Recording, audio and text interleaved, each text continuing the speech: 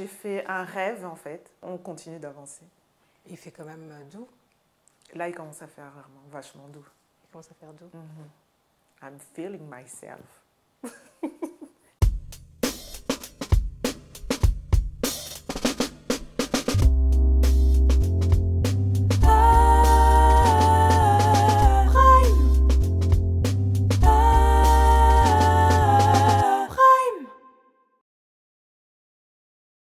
Je suis née en France, donc quand j'étais petite, j'ai vécu avec mes grands-parents, je crois.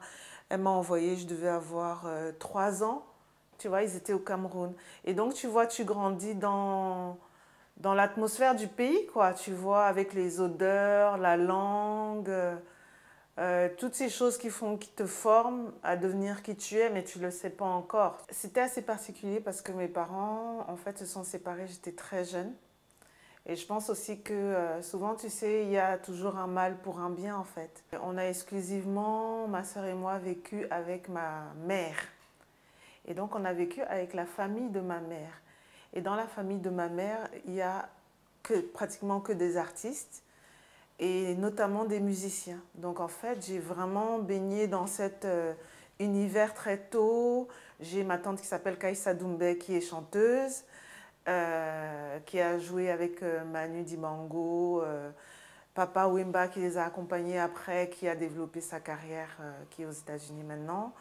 J'ai mon oncle Raymond Doumbé qui est bassiste, qui a accompagné Myriam Mama Africa, Myriam Makeba pendant longtemps, qui était son chef d'orchestre.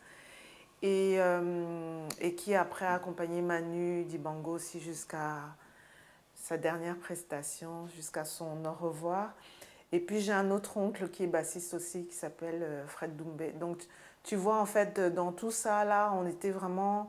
J'ai vraiment vécu dans la musique. Et ma mère aussi aimait beaucoup la musique. Donc on écoutait beaucoup de rumba, beaucoup de musique camerounaise aussi, Ebo Alotine, Ben Deka, Dinabel. Et en même temps aussi, il y avait aussi de la pop, Michael Jackson, Madonna. En fait, vraiment, mon enfance, c'était les bases de ce que j'allais devenir, en fait.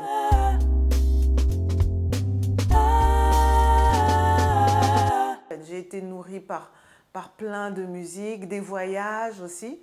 J'ai été aussi beaucoup bercée par le R&B, un petit peu par la musique française, mais ça a quand même son influence, quoi qu'on en dise. Pour moi, c'est très important de chanter en Douala, donc du Cameroun, Douala du Cameroun, même si ce n'est pas une langue que je maîtrise, mais c'est simplement que je ne me voyais pas faire ça d'une autre manière. Je pense que le choix pour moi s'imposait par rapport à ce que je voulais dire, et puis par rapport à mon continent, et puis par rapport à ma fille et mes enfants virtuels en fait. Et j'ai la chance d'être accompagnée par Guy Wogang qui est batteur percussionniste et qui a aussi cette connaissance en fait du rythme du Cameroun. Et honnêtement, le moment que j'ai passé avec tonton Manu Dibango, ça a vraiment scellé le truc, quoi, où je me suis dit, parce que lui, c'est quelqu'un qui expérimentait, tu vois, qui expérimentait vraiment les rythmes et qui est vraiment arrivé avec cette histoire de métissage, mais en ayant une vraie base de chez nous, tu vois. C'est vraiment marrant la manière dont la vie te mène vers... on a l'impression que tout est fait par hasard, mais souvent ça s'imbrique tellement d'une manière parfaite que toi-même tu t'étonnes, quoi. Et puis ça t'emmène vers un choix qui devient en fait évident.